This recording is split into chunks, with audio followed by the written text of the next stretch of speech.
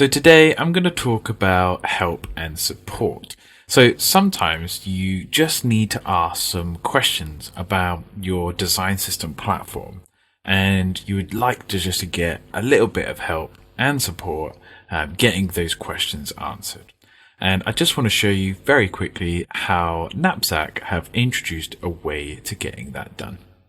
So I'm on Knapsack's public demo and I'm in edit mode on my own branch. And within the workspace, in the bottom right hand corner, you can see this little icon that says chat with Knapsack. So you simply click on chat with Knapsack and you can ask a question to the team. You ask that question, goes to the team, and they'll get back to you as soon as possible. So help with your design system platform is that easy and easy to access.